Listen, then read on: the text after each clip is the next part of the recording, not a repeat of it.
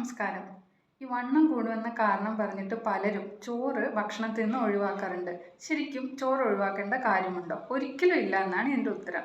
അരി കാർബോഹൈഡ്രേറ്റിൻ്റെ ഉറവിടമാണെങ്കിലും ഇതിൽ protein, vitamin B, antioxidants ഒക്കെ ധാരാളം അടങ്ങിയിട്ടുണ്ട്. കൂടാതെ കൊഴുപ്പും ഇതിൽ തീരെയില്ല. ഇനി ചോറ് കഴിക്കുന്നതുകൊണ്ട് ശരീരത്തിന് കിട്ടുന്ന ഗുണങ്ങൾ എന്തെല്ലാമാണെന്ന് നോക്കാം. ഒന്നാമതായിട്ട് ഇതിൽ ഗ്ലൂട്ടീൻ ഇല്ല.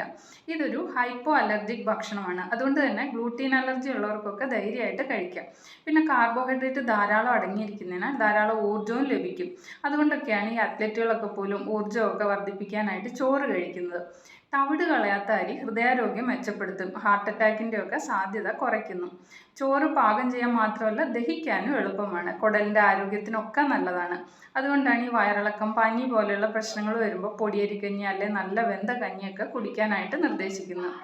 ചോറിന് ഇത്രയധികം ഗുണങ്ങളുള്ളപ്പോൾ വെയിറ്റ് റിഡക്ഷൻ ഡയറ്റിൽ നിന്ന് ചോറിനെ ഒരിക്കലും മാറ്റി നിർത്തേണ്ട ആവശ്യമില്ല.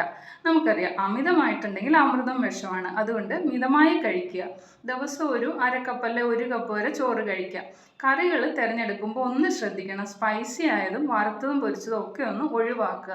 അതിന് പകരം അവിയൽ, സാലഡ്സ്, അതുപോലെ ഇലക്കറികൾ, ചെറിയ മീനൊക്കെ വെച്ചിട്ടുള്ള കറികളൊക്കെ കൂടുതലായിട്ട് ഇതിൻ്റെ ഈ കറികളുടെയൊക്കെ ക്വാണ്ടിറ്റി കൂട്ടിയിട്ട് ചോറിൻ്റെ അളവ് കുറയ്ക്കുക. മറ്റൊരു കാര്യമുള്ളത്, വളരെയധികം ശാരീരിക അധ്വാനമുള്ള ജോലിയാണ് നിങ്ങൾ ചെയ്യുന്നതെങ്കിൽ 3 നേരം ചോറ് കഴിച്ചാൽ ഒരു കുഴപ്പമില്ല.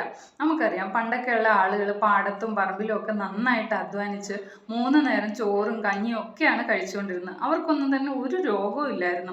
അതുകൊണ്ട് വരവിനനുസരിച്ച് ചെലവും ചെയ്തിട്ടുണ്ട്, ഒരു കുഴപ്പവും വരില്ല. അതായത് നന്നായിട്ട് ചോറ് കഴിച്ചിട്ട് നന്നായിട്ട് അധ്വാനിച്ച ഒരു പ്രശ്നവും ഇല്ല.